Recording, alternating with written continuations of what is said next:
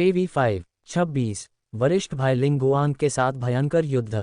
Du Fang ने सबसे पहले वज्र तकनीक का प्रयोग किया, जिसमें उसने सच्ची ऊर्जा का उपयोग करके अपने पूरे शरीर को एक सुरक्षात्मक कवच से ढक लिया और अपनी रक्षा की तैयारी की। वह ची शोधन स्तर 6 पर भी था, इसलिए स्वाभाविक रूप से वह ची संघनन द्वारा आकृतियां बना सकता था। इस समय उसने अपने पूरे शरीर की रक्षा के लिए सफ़ेद रंग का सच्चा ची कवच बनाया।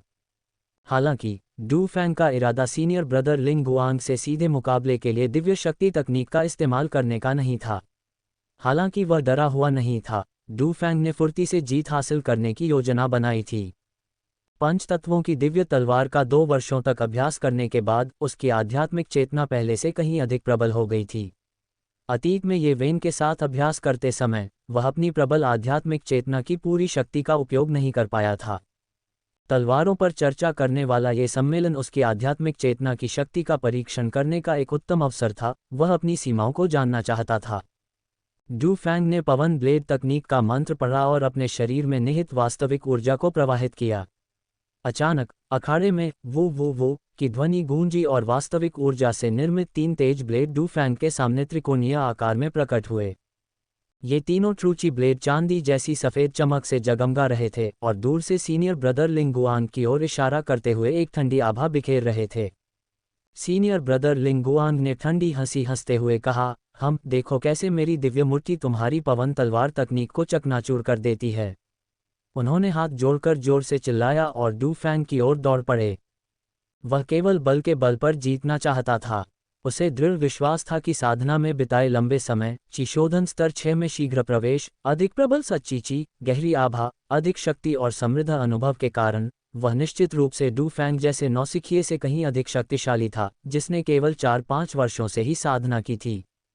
वह संप्रदाय में सभी को ये बताना चाहता था कि वह वरिष्ठ भाई लिंगुआंग किसी साधारण शिष्य से, जो किसी छोटे से स्थान से आया हो और जिसकी कोई पृष्ठभूमि न हो, कभी नहीं हारेगा। वह चाहता था कि उसके पिता और दादा को पता चले कि वह लिन परिवार का एक उत्कृष्ट वंशज होने के योग्य है, एक प्रतिभाशाली व्यक्ति जिसके पास 20 वर्षों के भीतर योद्धा क्षेत्र में प्रवेश करने का एक बड़ा अवसर है। डू फैंग को सीनियर ब्रदर लिंगुआंग के इरादों की पूरी जानकारी थी, लेकिन वह उन्हें अपनी मनमानी नहीं करने देना चाहता था। वह अपनी सीमाओं को परखना चाहता था, इसलिए उसने तुम अपना रास्ता खुद बनाओ, मैं अपना रास्ता खुद बनाऊंगा का तरीका अपनाया। वो की सीटी जैसी आवाज़ों के बीच हवा के 3 ब्लेड झपट्टा मारते हुए सीनियर ब्रदर लिंगुआंग की ओर उड़े, जो उनके ऊपरी, मध्य और निचले शरीर को निशाना बना रहे थे। वरिष्ठ भाई लिंगुआंग ने वज्र तकनीक का प्रयोग नहीं किया था, इसलिए वे डू फैंग की पवन तलवार तकनीक को खुद पर वार करने से रोक सके। उन्होंने तेजी से अपने शरीर को घुमाते हुए वार से बचते हुए आगे बढ़े। एक तरफ हटते हुए उन्होंने साथ ही ऊपर से मुक्के बरसाए और तीनों पवन तलवारों पर तेजी से प्रहार किया। उसका वास्तव में इरादा बलपूर्वक जीत हासिल करने का था। वह जादू को तोड़ने के लिए ताकत का इस्तेमाल करना चाहता था। वरिष्ठ भाई लिंगुआंग की विशाल ट्रूची मुट्ठियों ने हवा के ब्लेडों पर प्रहार किया, जिससे एक जोरदार थप्पड़ की आवाज़ गूंजी। उनमें से 2 सीधे चकनाचूर होकर हवा में गायब हो गए, जबकि तीसरा और भी पतला हो गया। मैंने तुमसे कहा था कि मैं तुम्हारी पवन तलवार तकनीक को चकनाचूर कर दूंगा। तुम इस मामूली कौशल से मुझसे लड़ने की हिम्मत कैसे करते हो? सीनियर ब्रदर लिंगुआंग ने ठंडे लहजे में कहा और उनके कदम रुके बिना एक बार फिर डू फैंग की ओर बढ़ पड़े। डू फैंग के चेहरे पर न तो हैरानी थी और न ही डर, ऐसा लग रहा था मानो सब कुछ उसकी उम्मीदों के मुताबिक ही हो। चलो देखते हैं कि तुम कितनों को तोड़ सकते हो। वो 4 पवन ब्लेड उसके सामने प्रकट हुए, मानो पास आ रहे वरिष्ठ भाई लिंगुआंग का अभिवादन कर रहे हों। इसके अलावा ये चारों ट्रूची ब्लेड पहले वाले 3 ब्लेडों से बड़े और अधिक ठोस थे। वरिष्ठ भाई लिंगुआंग ने भौहें चढ़ाईं, लेकिन ची शोधन स्तर 6 की शक्ति के बारे में सोचते हुए, जो आमतौर पर इस स्तर तक पहुंच सकती है, उन्हें राहत महसूस हुई। उन्होंने मुट्ठियों से वार करते हुए चारों तेज धारदार तलवारों के हमलों से खुद को बचाया और फिर एक सीटी की आवाज़ के साथ उनकी सच्ची चीकी मुट्ठी डू फैंग की ओर चली गई। तेज मुक्के से हवा में जबरदस्त घर्षण उत्पन्न हुआ और एक तीखी आवाज़ सबके कानों में गूंज उठी। अगर यह मुक्का लगता तो डू फैंग की वज्र तकनीक की सुरक्षा के बावजूद भी उसे गंभीर चोट लग सकती थी। ये वेन, जो अखाड़े से बाहर था, चौंक गया। उसने अपनी मुट्ठियां भींच लीं और घबराहट में लगभग खड़ा हो गया। इसी बीच टाइशन और अन्य लोगों के चेहरे पर मुस्कान आ गई, मानो उन्होंने पहले ही सीनियर ब्रदर लिंगुआन की जीत और डू फैंग की बुरी तरह पिटाई का दयनीय दृश्य देख लिया हो। हालांकि विशाल ट्रूची मुट्ठी अभी भी डू फैंग से कुछ दूरी पर थी, लेकिन डू फैंग ने पहले ही इसके जबरदस्त दबाव को गहराई से महसूस कर लिया था। सीनियर ब्रदर लिंगुआन वास्तव में लिन परिवार के प्रतिभाशाली व्यक्ति कहलाने के योग्य थे। उनकी ट्रूची की शक्ति ऐसी थी जिसकी तुलना साधारण ची शोधन स्तर 6 के व्यक्ति से नहीं की जा सकती थी। यहाँ तक कि डू फैंग के लिए भी एक निश्चित अंतर था, लेकिन सौभाग्य से उसका इरादा ट्रू क्यूई में सीनियर ब्रदर लिंगुआन के साथ प्रतिस्पर्धा करने का नहीं था। अपने सामने विशाल मुट्ठियों को देखकर डू फैंग में घबराहट का कोई संकेत नहीं दिखा। वह एक तरफ हट गया, कमर घुमाए और भुजाओं को घुमाकर सीनियर ब्रदर लिंगुआन के हमले को रोक दिया। उसी समय चारों तेज धारदार तलवारें घूमकर सीनियर ब्रदर लिंगुआन पर फिर से हमला करने लगी, चारों दिशाओं से वार करते हुए, काटते हुए, चीरते हुए और प्रहार करते हुए। अपना हमला व्यर्थ देखकर सीनियर ब्रदर लिंगुआन ने डू फैंग के हमले को रोकने के लिए अपनी मुट्ठियां पीछे खींच लीं। वे दोनों मंच पर थे, एक बलपूर्वक जीतना चाहता था, लगातार अपने प्रतिद्वंद्वी के करीब पहुंचने के तरीके खोज रहा था, जबकि दूसरा वास्तविकता से बचता हुआ कमजोर पर प्रहार कर रहा था, वास्तविक ची ब्लेड को नियंत्रित करते हुए दूर से हमला कर रहा था। 4 पवन ब्लेड अभी भी डू फैंग की सीमा नहीं थे। दोनों मंच पर एक दूसरे से भिड़ते रहे और काफी देर तक भयंकर लड़ाई लड़ते रहे, लेकिन कोई विजेता नहीं बन पाया। अगर यह सिलसिला जारी रहा तो अंततः उनकी सारी वास्तविक ऊर्जा समाप्त हो जाएगी और अंत में जिसकी वास्तविक ऊर्जा कम होगी वही हारेगा, जो डू फैंग नहीं चाहता था। कठोर हृदय से उसने अपनी वास्तविक ऊर्जा को प्रवाहित किया और उसके सामने एक और पवन ब्लेड प्रकट हुआ, जो सीनियर ब्रदर लिंगुआन की ओर सीटी बजाता हुआ बढ़ा। जैसे ही ये पवन तलवार प्रकट हुई, वरिष्ठ भाई लिंगुआन और नीचे देख रहे सभी लोग चौंक गए, क्योंकि जब किंग्युआन संप्रदाय के शिष्य ची शोधन स्तर 6 पर पवन तलवार तकनीक का प्रयोग करते हैं तो वे आमतौर पर केवल 3 पवन तलवारों को ही नियंत्रित कर सकते हैं। 4 को नियंत्रित करने के लिए उनकी आध्यात्मिक चेतना पर अधिक जोर देना पड़ता है। हालांकि अधिक क्षमता वाले या लंबे समय से साधना कर रहे लोग भी ऐसा कर सकते हैं, लेकिन डू फैंग की उम्र केवल 13 या 14 वर्ष थी और उसने कुछ ही वर्षों तक साधना की थी। एक हमले के लिए 4 ट्रूची ब्लेड को नियंत्रित कर पाना ही आश्चर्यजनक था, लेकिन अब जब 5वां ट्रूची ब्लेड भी प्रकट हो गया है तो डू फैंग की आध्यात्मिक चेतना कितनी प्रबल होगी। डू फैंग ने 5 पवन ब्लेड छोड़े थे और उसके हाव भाव से लग रहा था कि उसकी आध्यात्मिक चेतना पर कोई नियंत्रण नहीं है। 14 साल के युवक के लिए इतनी शक्ति होना वाकई आसान नहीं था। योद्धा जगत के कई विशेषज्ञ मन ही मन उसकी प्रशंसा करने से खुद को रोक नहीं पाए। उसके सामने सीनियर ब्रदर लिंगुआन के चेहरे के भाव बदल गए और वह मन ही मन आह भर उठा। 4 पवन ब्लेडों से निपटना उसके लिए कोई समस्या नहीं थी, लेकिन 5 से निपटना थोड़ा मुश्किल था। अगर डू फैंग ने 6ठा ट्रूची ब्लेड बुला लिया तो वह बिल्कुल भी मुकाबला नहीं कर पाएगा। वह केवल यही आशा कर सकता था कि डू फैंग की आध्यात्मिक चेतना 6 वास्तविक ची ब्लेडों को नियंत्रित करने के लिए पर्याप्त शक्तिशाली नहीं थी। हालांकि डू फैंग के चेहरे पर तनाव का कोई संकेत नहीं था। स्पष्ट रूप से 5 ब्लेड उसकी सीमा नहीं थे। वरिष्ठ भाई लिंगुआन को मन ही मन बहुत बुरा लगा। उन्होंने पहले सोचा था कि चूंकि डू फैंग केवल 13 या 14 वर्ष का बच्चा है, इसलिए वह निश्चित रूप से जीत जाएगा, लेकिन उन्होंने यह उम्मीद नहीं की थी कि डू फैंग उनसे सीधे मुकाबले के बजाय दूर से मंत्रों का प्रयोग करके हमला करेगा। वर्तमान स्थिति में उससे या तो जल्दी जीत हासिल करनी होगी, एक जोखिम भरा दांव खेलना होगा, अपनी शक्तिशाली ट्रूची का उपयोग करके डू फैंग के 5 ब्लेडों के घेरे को तोड़ना होगा और सीधे डू फैंग को घायल करना होगा, या अंततः वह डू फैंग के ट्रूची ब्लेडों से घायल हो जाएगा। हालांकि उसने पहले इस अवसर का लाभ नहीं उठाया था। अब डू फैंग की 5 तलवारों से निपटते हुए वह पहले से ही थोड़ा थक चुका था। अगर वह 1 या 2 तलवारों को तोड़ भी देता तो डू फैंग तुरंत उनकी जगह दूसरी तलवारें बुला लेता, जिससे उसे पास आने का कोई मौका ही नहीं मिलता। डू फैंग ने 5 पवन ब्लेडों को नियंत्रित किया, जिससे वरिष्ठ भाई लिंगुआन को घेर लिया गया और सीटी की आवाज़ों के बीच लगातार हमला किया गया। जैसे जैसे सीनियर ब्रदर लिंगुआन का संघर्ष बढ़ता गया, उनकी बेचैनी और अधीरता बढ़ती गई। समय रहते बचाव न कर पाने के कारण हवा की एक धार उन्हें छूकर निकल गई। हालांकि उनके पास वज्र तकनीक का बचाव था, फिर भी उनकी बाईं बांह पर घाव हो गया। वरिष्ठ भाई लिंगुआन क्रोधित हो गए। अपने शरीर को और अधिक चोट पहुंचाने का जोखिम उठाते हुए वह पूरी गति से डू फैंग की ओर दौड़े और अपने दाहिने मुंह से डू फैंग के पेट पर जोरदार प्रहार किया। अगर यह मुक्का सही जगह लगता तो डू फैंग को शायद 3 से 5 दिन तक बिस्तर पर ही रहना पड़ता, लेकिन दुर्भाग्य से डू फैंग ने उसे यह मौका नहीं दिया। ठीक उसी नाजुक क्षण में सच्ची ऊर्जा से बनी एक तेज धारदार तलवार अचानक डू फैंग के सामने प्रकट हुई। ये तलवार पिछली तलवारों से बड़ी और अधिक शक्तिशाली थी। जैसे ही यह ट्रूची ब्लेड प्रकट हुआ, इसने एक तीखी काटने वाली सीटी बजाई और सीनियर ब्रदर लिंगुआन की विशाल मुट्ठी की ओर वार किया। दोनों आगे बढ़ रहे हैं।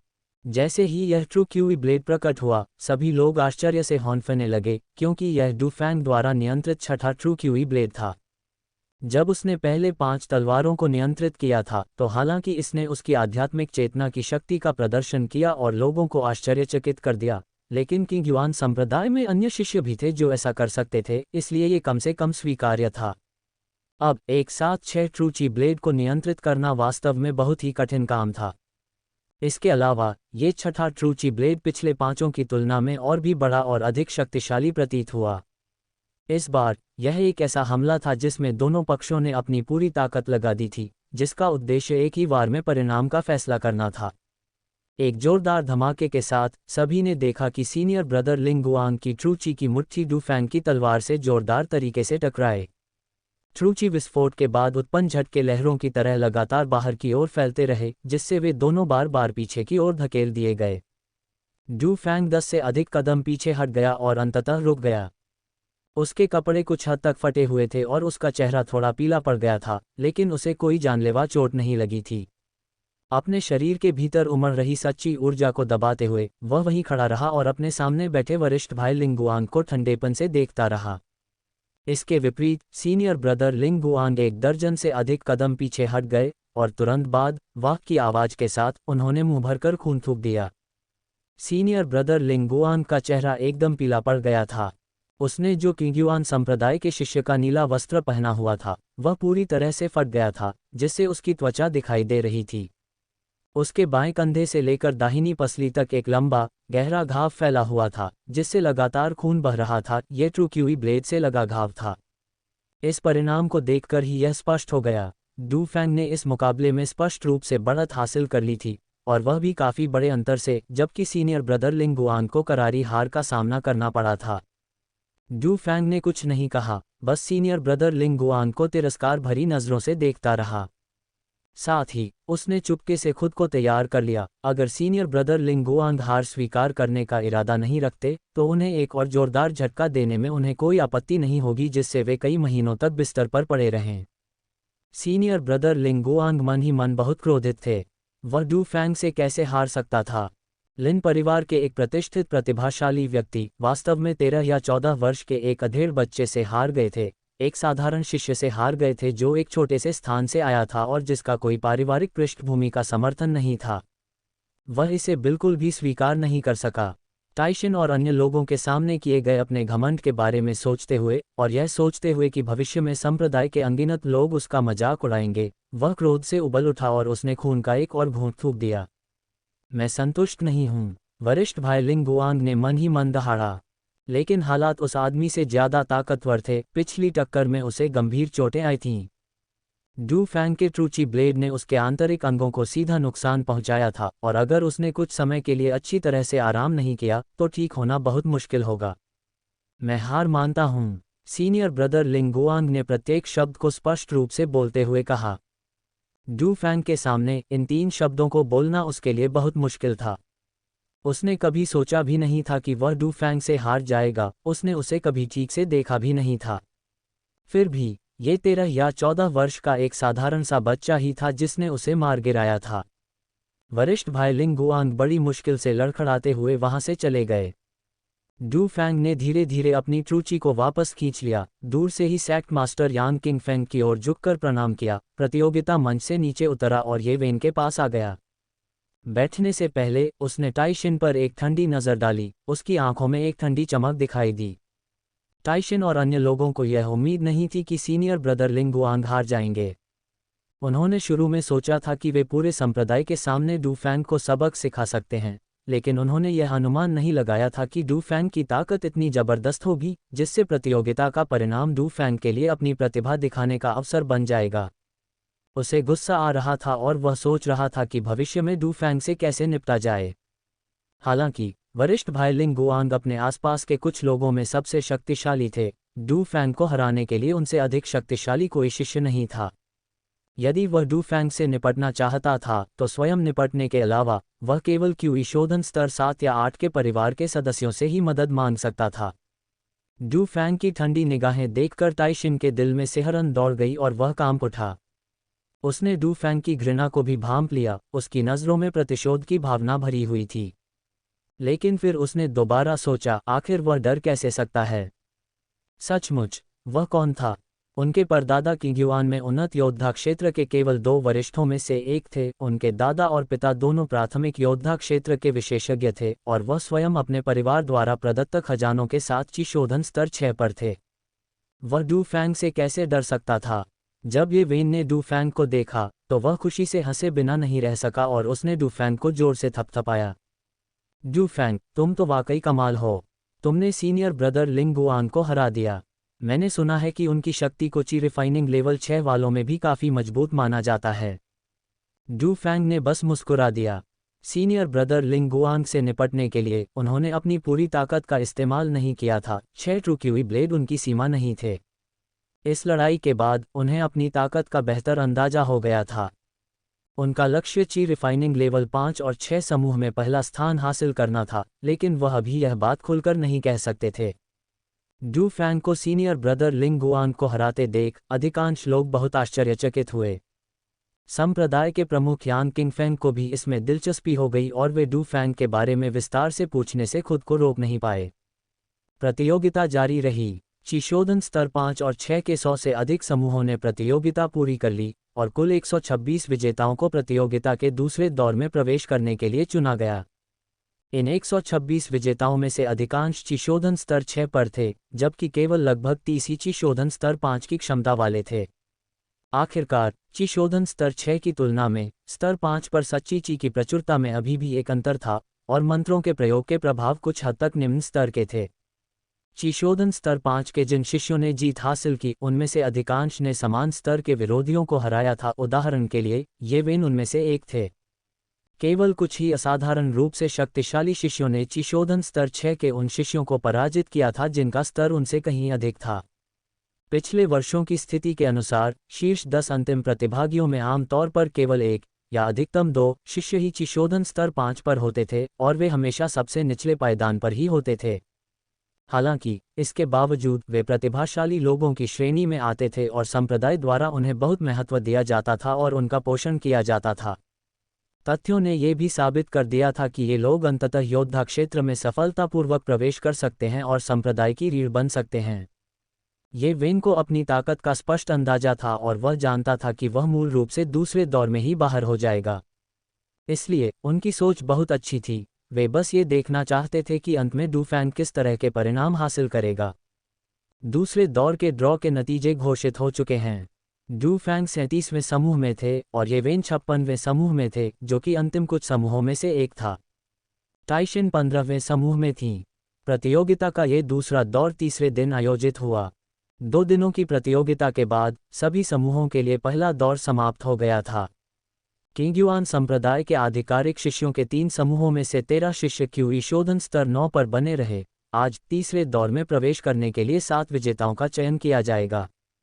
क्यूई शोधन स्तर 7 और 8 पर 32 लोग शेष रहे। क्यूई शोधन स्तर 5 और 6 पर अभी भी 126 लोग थे। किंगलिंग पीक के प्रतिभागियों की बात करें तो इस वर्ष क्यूई रिफाइनिंग लेवल 9 के लिए कोई भी योग्य उम्मीदवार नहीं था। केवल 5 ही चिशोधन स्तर 7 और 8 पर शेष रहे और केवल 12 ही चिशोधन स्तर 5 और 6 पर शेष रहे। आज इन दोनों समूहों के शीर्ष 3 का फैसला होगा।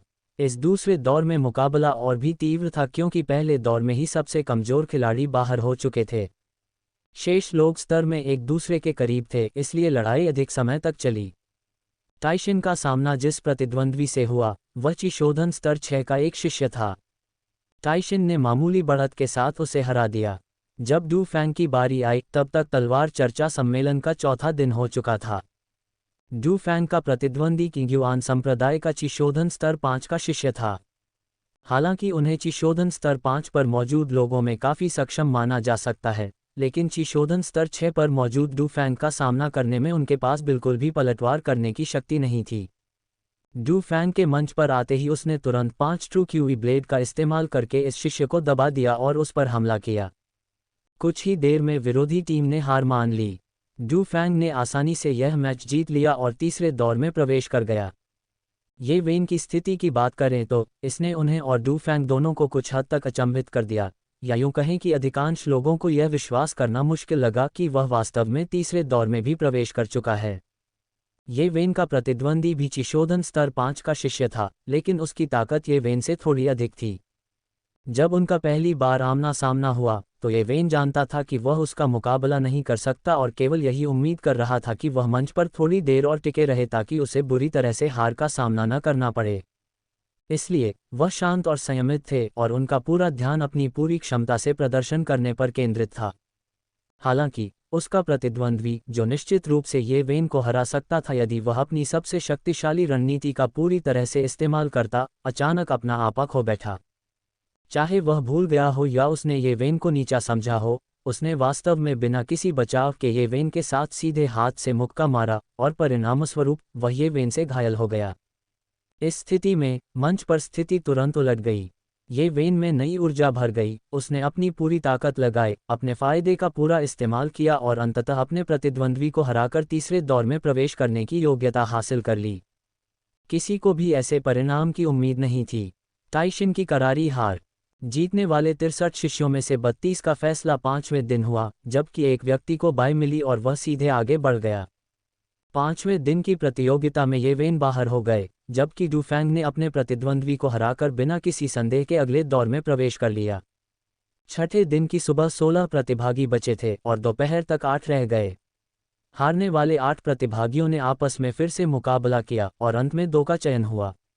पहले 8 प्रतिभागियों के साथ मिलाकर कुल 10 लोग अंतिम प्रतियोगिता में पहुंचे। 7वें दिन, जो तलवार चर्चा सम्मेलन का अंतिम दिन था, इन 10 लोगों को अपनी रैंकिंग निर्धारित करनी थी। स्वाभाविक रूप से डू फैंग भी उनमें से एक था। इन 10 लोगों में से 9 चिशोधन स्तर 6 पर थे, जिनमें ताइशिन भी शामिल था। केवल एक व्यक्ति चिशोधन स्तर 5 पर था, जिसकी आयु लगभग 22 या 23 वर्ष थी और वह चिशोधन स्तर 6 को प्राप्त करने के कगार पर था। डू फैंग इन 10 लोगों में सबसे छोटा था। जब डू फैंग और ताइशिन एक ही समय पर खड़े होकर मंच पर आए, तो अपने प्रतिद्वंद्वी को देखकर वे हंसे बिना नहीं रह सके।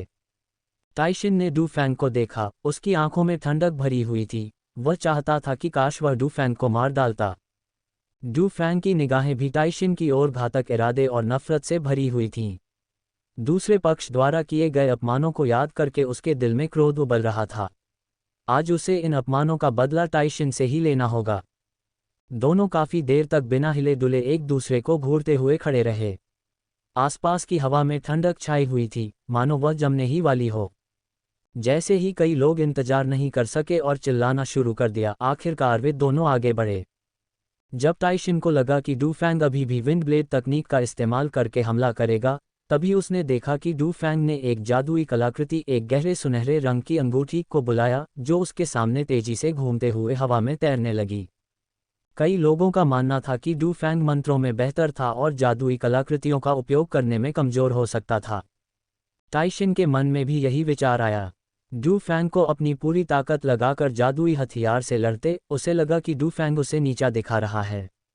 वह क्रोधित हुए बिना नहीं रह सका। उसने गुस्से में गुर्राया और अपनी उड़ने वाली तलवार का प्रयोग किया। अपने दाहिने हाथ के एक इशारे से उड़ने वाली तलवार डू फैंग की ओर तेजी से बढ़ी। डू फैंग के सामने मौजूद अंगूठी ने एक सरसराहट की आवाज की, तेजी से घूमने लगी और हवा को चीरते हुए ताइशिन की उड़ती हुई तलवार से जा टकराए। जब दोनों जादुई कलाकृतियां टकराईं, तो एक तीखी डिंग की आवाज आई। ताइशिन की उड़ने वाली तलवार रुक गई और वापस खींचने ही वाली थी कि उसे आश्चर्य हुआ कि डू फैंग की अंगूठी ने अचानक गति पकड़ ली और ताइशिन की उड़ने वाली तलवार को थाम लिया। ताइशिन चौंक गया और उसने अपनी वास्तविक शक्ति को बढ़ाकर अपने जादुई हथियार को वापस पाने की कोशिश की। तलवार में कंपन और कंपन हुई, लेकिन वह अंगूठी के बंधन से मुक्त नहीं हो सकी और अंगूठी द्वारा धीरे धीरे डू फैंग की ओर खींची जा रही थी। ताइशिन की सबसे बड़ी खूबी जादुई कलाकृतियों को नियंत्रित करने की थी। अब पहले ही आदान प्रदान में अपनी जादुई कलाकृति खो देने के कारण वह बेहद चिंतित हो गया। उसने अपनी जादुई कलाकृति को वापस पाने के लिए तलवार नियंत्रण मंत्र का जाप किया, लेकिन इसका कोई खास असर नहीं हुआ। तलवार अभी भी डू फैंग की अंगूठी में थी और धीरे धीरे मजबूती से डू फैंग की ओर बढ़ रही थी। डू फैंग ने शांत भाव से टाइशिन की ओर देखा। टाइशिन को हराना उसके लिए वाकई एक आसान काम था। अपने प्रतिद्वंद्वी द्वारा उसकी जादुई कलाकृति छीन लिए जाने के कारण टाइशिन की मंत्र साधना का स्तर जादुई कलाकृतियों पर उसके नियंत्रण की तुलना में अभी भी एक पायदान नीचे था। हालांकि टाइशिन के पास केवल यही एक जादुई कलाकृति नहीं थी। उसने ठंडी सांस ली, उस उड़ने वाली तलवार से अपना संबंध तोड़ा, अपने दाहिने हाथ से उसे पकड़ा और एक और जादुई कलाकृति प्रकट हुई जो कि एक तलवार ही थी। तुरंत बाद टाइशिन ने अपने हाथ में पकड़ी लंबी तलवार पर अपनी पूरी शक्ति थूकी और फिर उस पर वार किया। एक तीव्र आभा डू फैंग की ओर बढ़ी। आज चाहे तुम्हारे पास कितने भी जादुई उपकरण हो, मैं तुम्हें हराऊंगा और तुमने मुझे जितने भी अपमान पहुंचाए हैं उनका बदला लूंगा। डू फैंग ने टाइशिन की उड़ने वाली तलवार को दूर रखते हुए ठंडे स्वर में कहा, तुम सपने देख रहे हो, बेशर्मी से शेखी बघार रहे हो। क्या तुम सच में मुझे हराना चाहते हो? बस देखते रहो, आज मैं तुम्हें अपने पैरों तले रौंद दूंगा और तुम्हें मेरे सामने झुकने पर मजबूर कर दूंगा। टाइशिन गुस्से से आग बबूला हो गया। डू फैंग ने अपनी वास्तविक ऊर्जा का संचार किया और अंगूठी को झटका दिया। हवा को चीरने की एक तेज आवाज गूंजी और आध्यात्मिक प्रकाश का गोला लिए हुए अंगूठी तेजी से उड़कर टाइशिन की उड़ती तलवार से टकरा गई। ट्रूची एक जोरदार धमाके के साथ फट गया और अंगूठी और उड़ने वाली तलवार ने अपनी दिशा उलट दी और अपने अपने मालिकों के पास लौट गए। पहले ही वार में दोनों बराबरी पर थे। डू फैंग ने अंगूठी पकड़ी, उसे फिर उछाला और साथ ही जोर से चिल्लाया। उसने दोनों मुट्ठियां भींची और अंगूठी के ठीक पीछे जाकर टाइशिन के चेहरे पर सीधा प्रहार किया। विशाल मुट्ठियां, भेदनकारी बल, जबरदस्त दबाव। टाइशिन ने डू फैंग के शक्तिशाली हमले को महसूस किया और उसका दिल कांप उठा। उसे डू फैंग के इतने शक्तिशाली होने की उम्मीद नहीं थी। उसने अचानक दोनों हाथों से अपनी छाती पर जोर से थप्पड़ मारा, फिर अपनी दाहिनी तर्जनी और मध्यमा उंगलियों को तलवार की आकृति में जोड़कर बार बार डू फैंग की ओर इशारा किया। उसके शरीर से सच्ची ऊर्जा की कई धाराएं फूट पड़ीं। उसी समय हवा में उड़ती हुई तलवार ने चक्कर लगाया और डू फैंग पर वार किया। डू फैंग का शरीर झिलमिला उठा और उसने उड़ती तलवार के वार और टाइशिन की तलवार उंगली से निकलने वाली ऊर्जा। फिर अचानक उसके चारों ओर कई पवन ब्लेड प्रकट हुए और घूमते हुए टाइशिन के सामने आ गए। टाइशिन आश्चर्य से चिल्ला उठा। उसे उम्मीद नहीं थी कि डू फैंग एक साथ जादुई कलाकृतियों, मंत्रों और अपने शरीर का इस्तेमाल करते हुए हमला करेगा और इतनी सटीकता से उनका समन्वय करेगा, समय को इतनी कुशलता से समझेगा। अब बचने का कोई रास्ता नहीं था, इसलिए उसे दांत पीसकर सीधे वार का सामना करना पड़ा। उसने अपने शरीर में ऊर्जा का प्रवाह तेज किया और जल्दी से वज्र तकनीक का प्रयोग किया। केवल एक चटकने की आवाज़ सुनाई दी। पहले पवन ब्लेड के सुरक्षात्मक अवरोध से टकराने के बाद एक दरार पैदा हुई और फिर वह गायब हो गई। हालांकि दूसरे और तीसरे पवन ब्लेड ने लगातार अवरोध पर प्रहार किया, जिससे अंततः टाइशिन की रक्षा टूट गई। फिर चौथे और पांचवें पवन ब्लेड ने सीधे टाइशिन पर प्रहार किया, जिससे क्रमशः उसकी बाईं भुजा और कमर पर घाव हो गए। टाइशिन ने दर्द भरी चीख मारी और उसका शरीर तेजी से पीछे हट गया। प्रतियोगिता मंच के किनारे खड़े होकर उसने अपना सिर झुकाकर अपने शरीर पर लगी चोटों को देखा। हालांकि चोटें ज्यादा गंभीर नहीं थीं, फिर भी उनके प्रदर्शन पर काफी असर पड़ा था। हालांकि वह अब भी हार स्वीकार नहीं करना चाहता था। उसे डू फैंग के सामने हार स्वीकार करवाना मृत्यु से भी ज्यादा कठिन था। टाइशिन क्रोधित होकर बोली, बहुत खूब डू फैंग, तुम वाकई बुरे नहीं हो। इतने कम समय में तुमने इस स्तर तक साधना कर ली और मुझे घायल भी कर दिया। तुम वाकई बहुत अच्छे हो, लेकिन मैं इतनी आसानी से हार नहीं मानूंगी। डू फैंग ने टाइशिन को ठंडी निगाहों से देखा और उसकी आकृति एक भूत की तरह पलक झपकते ही गायब हो गई। टाइशिन की आंखें सिकुड़ गईं, उसके दिल में संकट का भाव उत्पन्न हो गया। सोचने का समय न होते हुए वह तेजी से बाईं ओर बढ़ा और अपने हाथों को बार बार हिलाते हुए अपने सामने कई रक्षात्मक घेरा बना लिया। डू फैंग का शरीर पल भर में टाइशिन के बगल में प्रकट हो गया। उसके हाथ में पंचतत्व वाली दिव्य तलवार छिपी हुई थी। उसने बिना किसी दिखावटी चाल के सीधे टाइशिन पर प्रहार किया और सीधे उसकी रक्षात्मक दीवार को भेद दिया। टाइशिन का पहले से ही उपहासपूर्ण चेहरा पल भर में अविश्वास से भर गया। क्योंकि उसने पाया कि डू फैंग की मुट्ठी मानो किसी निर्जन क्षेत्र में प्रवेश कर गई हो, उसकी कई सुरक्षात्मक बाधाओं को भेदते हुए, उसके द्वारा पहने गए रक्षात्मक जादुई कलाकृति को तोड़ते हुए सीधे उसकी छाती पर जा लगी। पंच तत्वों से युक्त दिव्य तलवार एक दिव्य कलाकृति थी। भले ही डू फैंग अभी तक इसे नियंत्रित नहीं कर पाता और इसे किसी पर वार करने के लिए एक साधारण हथियार के रूप में इस्तेमाल करता, फिर भी टाइशिन जैसे चीशोधन अवस्था में मौजूद व्यक्ति की रक्षा इसे सहन नहीं कर सकती थी। उसके सीने में तेज दर्द उठा। टाइशिन गुस्से और डर दोनों से भरा हुआ था। उसे गुस्सा इस बात का था कि वह डू फैंग से हार गया, उस लड़के से जिसे उसने कभी अपनी नज़रों में भी नहीं रखा था। उसे डर इसलिए भी था क्योंकि उसने पहले डू फैंग को बुरी तरह अपमानित किया था। अब जब वह आज हार गया था, तो डू फैंग उसके साथ कैसा व्यवहार करेगा? डू फैंग का चेहरा ठंडा पड़ गया और उसने तुरंत अपनी बाईं मुट्ठी से टाइशिन के पेट के निचले हिस्से पर जोरदार प्रहार किया। टाइशिन ने दर्द भरी चीख मारी, वह हवा में उछलकर सीधे प्लेटफॉर्म के किनारे पर जा गिरी। डू फैंग ने फिर से आगे बढ़कर हमला किया और जैसे ही वह टाइशिन पर वार करने वाला था, टाइशिन भयभीत होकर जल्दी से चिल्लाया, मैं हार मानता हूँ, मैं हार मानता हूँ। अगर उसने अभी हार नहीं मानी तो पता नहीं डू फैंग उसे किस तरह पीटेगा। डू फैंग रुका और उसने ठंडेपन से टाइशिन की ओर देखा। डू फैंग समेत 5 विजेताओं ने दोबारा लॉटरी निकाली। इस बार डू फैंग को बाय मिल गई और वे सीधे शीर्ष 3 में पहुंच गए। बाकी 2 समूहों के विजेता शीर्ष 3 में जगह बनाने के लिए डू फैंग से मुकाबला करेंगे, जबकि हारने वाले 2 लोग चौथे और 5वें स्थान के लिए प्रतिस्पर्धा करेंगे। 10 में से शेष 5 लोगों ने छठे से 10वें स्थान के लिए भी यही प्रक्रिया दोहराई। बहुत जल्द ही 2 विजेता शिष्यों का चयन हो गया। एक का नाम ये यंग था, जो किंग्युआन संप्रदाय के 2 वर्तमान ग्रैंड एल्डर्स में से एक एल्डर के परपोते थे। दूसरे का नाम यांग फी था, जो यांग परिवार के शिष्य थे, जिस परिवार से संप्रदाय प्रमुख यांग किंगफेंग संबंधित थे। दोनों ही प्रतिष्ठित परिवारों से थे। ये बात बिल्कुल सच है कि बड़ा पेड़ छाया के लिए अच्छा होता है। अपने परिवारों के सहयोग से उनकी साधना की गति तीव्र थी। दोनों ही युवा थे और उनकी शक्ति चिशोधन स्तर 6 के शिखर पर थी। वे जल्द ही चिशोधन स्तर 7 में प्रवेश करने वाले थे। हालांकि डू फैंग अपनी साधना पर ही निर्भर था और उसका मार्गदर्शन करने के लिए कोई गुरु भी नहीं था। अब वे तीनों प्रथम स्थान के लिए प्रतिस्पर्धा करने वाले थे। हालांकि अधिकांश लोग डू फैंग के बारे में आशावादी नहीं थे। कुछ लोगों को आश्चर्य था कि क्या डू फैंग इस वर्ष के तलवार चर्चा सम्मेलन का सबसे बड़ा आकर्षण बनेगा। आखिरकार पिछली सम्मेलनों में शीर्ष 3 स्थान मुख्य रूप से प्रतिष्ठित परिवारों के किंग्युआन संप्रदाय के शिष्यों द्वारा ही प्राप्त किए गए थे। साधारण शिष्यों का शीर्ष 3 में स्थान पाना दुर्लभ था। उन्हें इस वर्ष बदलाव की उम्मीद भी थी। तीनों को मिलकर शीर्ष 3 का निर्धारण करना था। पहले 2 प्रतियोगी आपस में प्रतिस्पर्धा करेंगे, विजेता आराम करेगा और हारने वाला तीसरे व्यक्ति से मुकाबला करेगा। यदि वे जीतते हैं तो वे स्वाभाविक रूप से दूसरे स्थान पर होंगे। यदि वे हारते हैं तो जीतने वाले दोनों शिष्य पहले और दूसरे स्थान के लिए प्रतिस्पर्धा करेंगे। इसलिए 3 मुकाबले हो सकते हैं या केवल 2 भी हो सकते हैं। पहला मैच डू फैंग और ये यंग के बीच था। हालांकि ये यंग एक प्रतिष्ठित परिवार से थे, लेकिन उनमें जरा भी अहंकार नहीं था। उनका चेहरा विनम्र था और उन्होंने डू फैंग की ओर हल्के से मुस्कुराते हुए कहा, मैं छोटे भाई से दया दिखाने की विनती करता हूँ। डू फैंग ने भी मुस्कुराते हुए जवाब दिया, सीनियर ब्रदर, ये मजाक कर रहे हैं।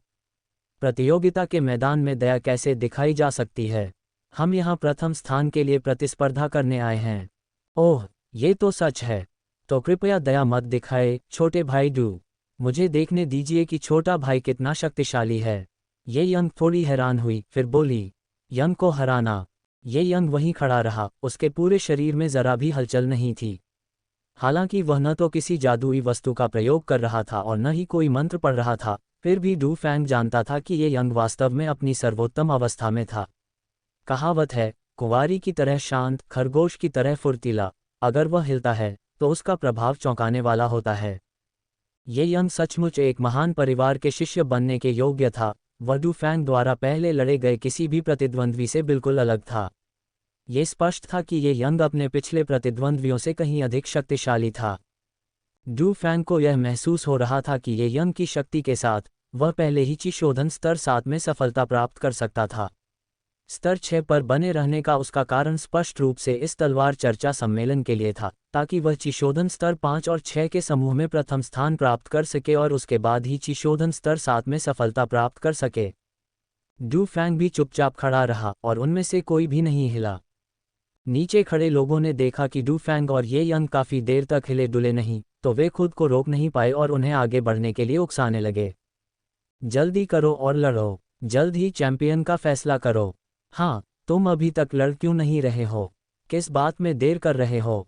हालांकि उच्चतर स्तर के लोग ये बात अच्छी तरह से समझ सकते थे कि वे दोनों किसी भी क्षण हमला करने के लिए तैयार थे, और एक बार जब वे हमला करते तो वह अभूतपूर्व रूप से तीव्र होता। ये परिवार की प्रतिभाशाली युवा पीढ़ी और अचानक उभरे विलक्षण शिष्य के बीच कौन अधिक शक्तिशाली साबित होगा? कई लोग बेसब्री से इसका इंतजार कर रहे थे। अचानक दोनों एक साथ हरकत में आए। ये यंग की आंखों में चमक आए और उसने अपने दाहिने हाथ से कमर पर बंधे थैले पर प्रहार किया।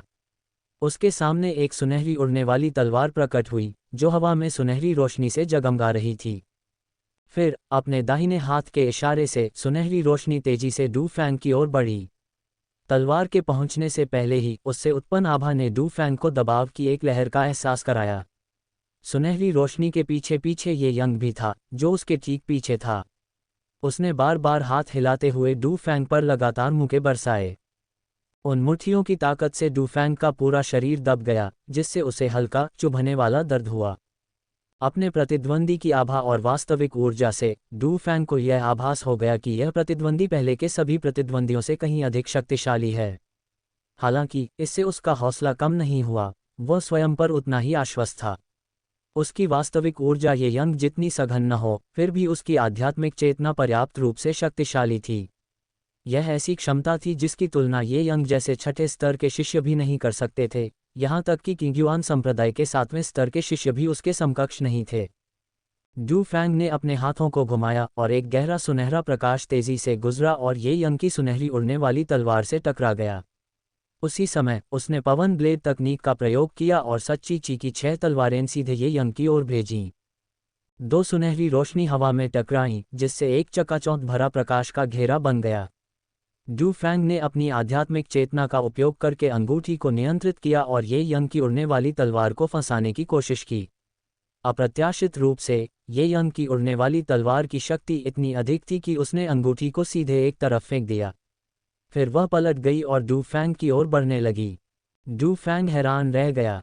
उसने शुरू में ये यंग की ताकत का बहुत अधिक अनुमान लगाया था, लेकिन उसे यह उम्मीद नहीं थी कि संपर्क में आने पर उसे पता चलेगा कि ये यंग की वास्तविक ऊर्जा उसकी उम्मीदों से भी कहीं अधिक है। उसने जल्दी से अंगूठी को घुमाया, उसकी दिशा को समायोजित करने के लिए उसे चारों ओर घुमाया और एक बार फिर सुनहरी रोशनी को रोकने के लिए आगे बढ़ा। ये यंग ने हल्की सी मुस्कान बिखेरी। छोटे भाई डू फैंग, सावधान रहना, मैं अपनी पूरी ताकत लगा दूंगी। उम्मीद है तुम मुझे इतनी आसानी से हराने नहीं दोगे। डू फैंग के दिल में सिहरन दौड़ गई, ये यंग की ताकत वाकई बहुत ज्यादा थी। हालांकि ये यंग की यह बात सुनकर उसे थोड़ा संदेह हुआ और उसने कहा, वरिष्ठ भाई, ये आप बेझिझक आ सकते हैं। अभी तक तो मैंने अपनी पूरी क्षमता का प्रदर्शन भी नहीं किया है। वाह, ये यंग हंसी, दोनों मुट्ठियों से धक्का दिया और ची की एक शक्तिशाली शक्ति के कारण डू फैंग के 6 पवन ब्लेड ने अपनी दिशा बदल दी। डू फैंग की अंगूठी ये यंग की उड़ती हुई तलवार से टकराए और एक बार फिर उससे डिंग की कर्कश ध्वनि निकली। हालांकि इस बार ये यंग की सुनहरी उड़ती हुई तलवार के प्रतिक्रिया करने से पहले ही डू फैंग की अंगूठी ने एक रहस्यमय घुमाव लिया और उड़ती हुई तलवार को जकड़ लिया। ये यंग चौंक गया और उसने जल्दी से अपनी ट्रूची को बढ़ाया। वह उड़ने वाली तलवार को अंगूठी से मुक्त करना चाहता था, लेकिन यह व्यर्थ था। इस स्थिति को देखते हुए उसने जादुई कलाकृति को त्यागने का निर्णायक निर्णय लिया और अपनी सारी शक्ति अपने मंत्रों और दिव्य क्षमताओं की ओर लगा दी। उसने दोनों हाथों से वार किया और धक्का दिया, जिससे डू फैंग का आक्रमण टूट गया। फिर उसने अपने बाएं हाथ को बाघ के पंजे के आकार में ढाला और शून्य लोक में मौजूद 6 पवन ब्लेडों को पकड़ लिया। अचानक हवा में सच्ची ऊर्जा से बनी एक विशाल हथेली प्रकट हुई। उसी समय एक शक्तिशाली खिंचाव बल ने 6 सच्ची ऊर्जा ब्लेडों को अपनी ओर खींचा और उनमें से 3 पवन ब्लेड ये यंग के हाथ में समा गए और सच्ची ऊर्जा की हथेली की पकड़ में आते ही गायब हो गए।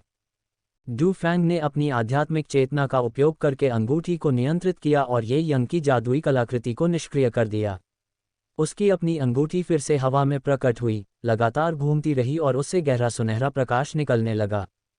ये यंग को अपनी ट्रू क्यूई ब्लेड्स को पकड़कर तोड़ते हुए देखकर डू फैंग ने हल्की सी मुस्कान के साथ कहा, अगले चरण में सीनियर ब्रदर ये कृपया सावधान रहें।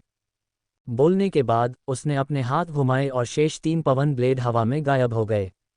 इसके तुरंत बाद डू फैंग ने पवन ब्लेड तकनीक का मंत्रोच्चार किया और अपने शरीर में वास्तविक ऊर्जा का संचार किया।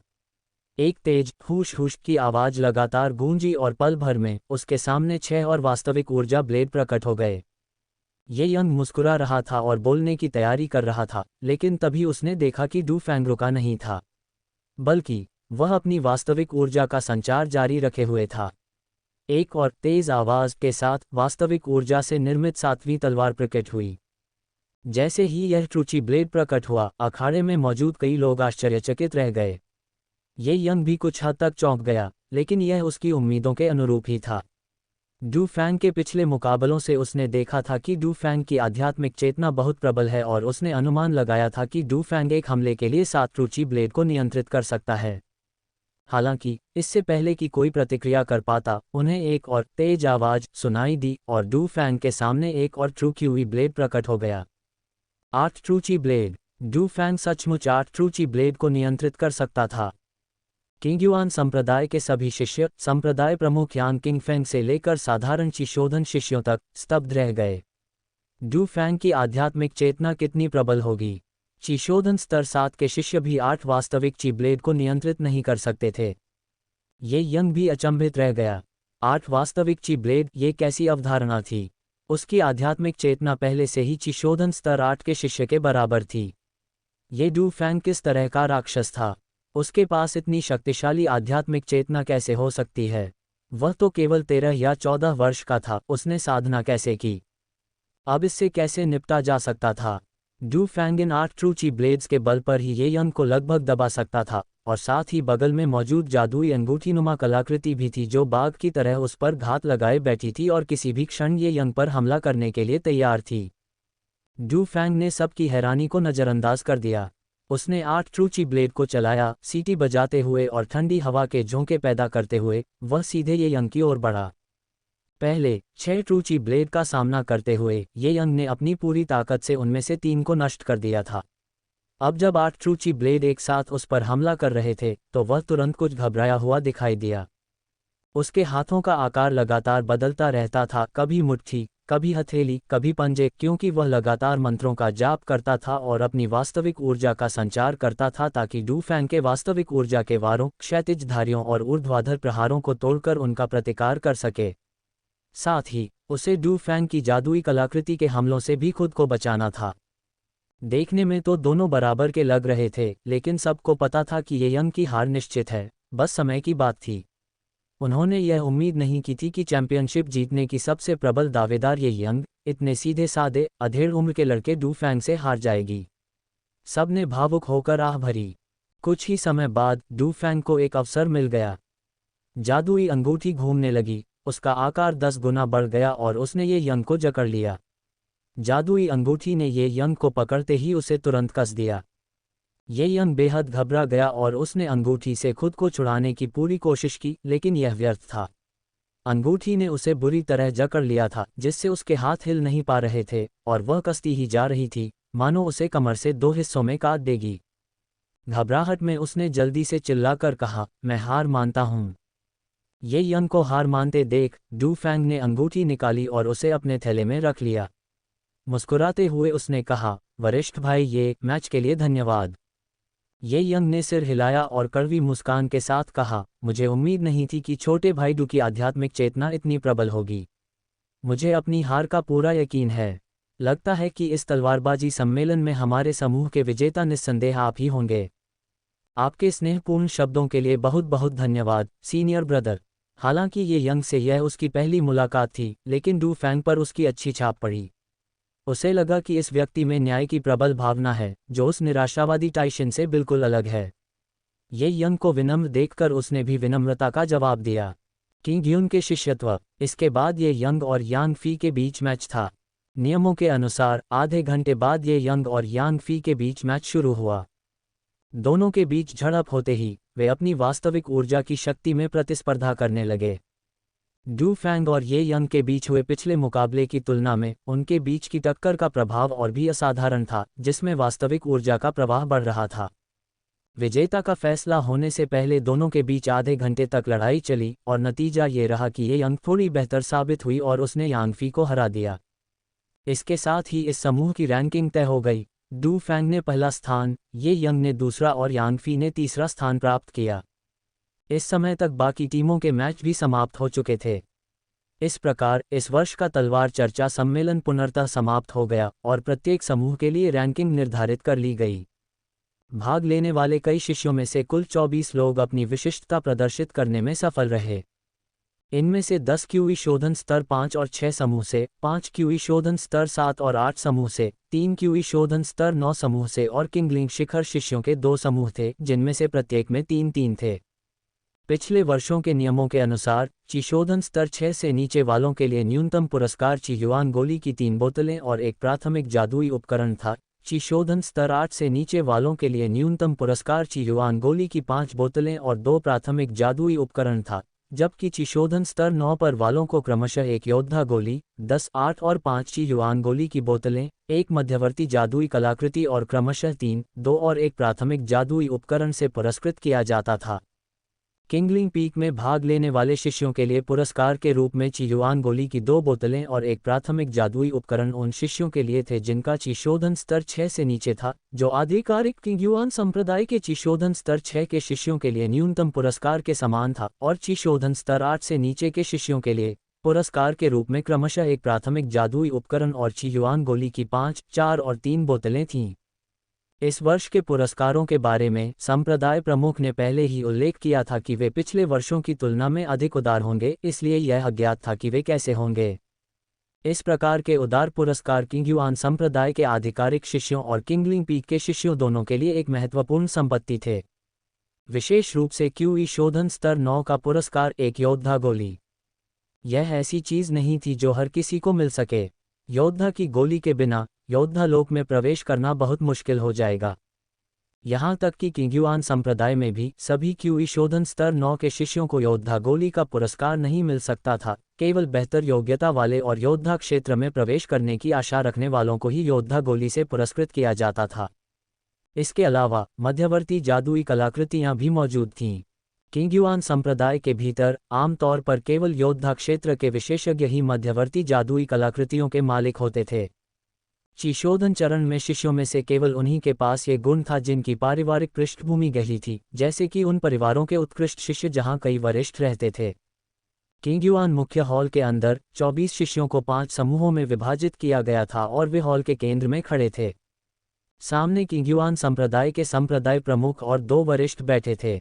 दोनों पक्षों में योद्धा जगत के दर्जनों विशेषज्ञ मौजूद थे। संप्रदाय प्रमुख यांग किंगफेंग ने नीचे खड़े 24 लोगों को देखकर मुस्कुराते हुए सिर हिलाया और कहा, 7 दिनों की प्रतियोगिता के बाद आप कई शिष्यों में से विजयी होकर इस तलवार चर्चा सम्मेलन के विजेता बने हैं।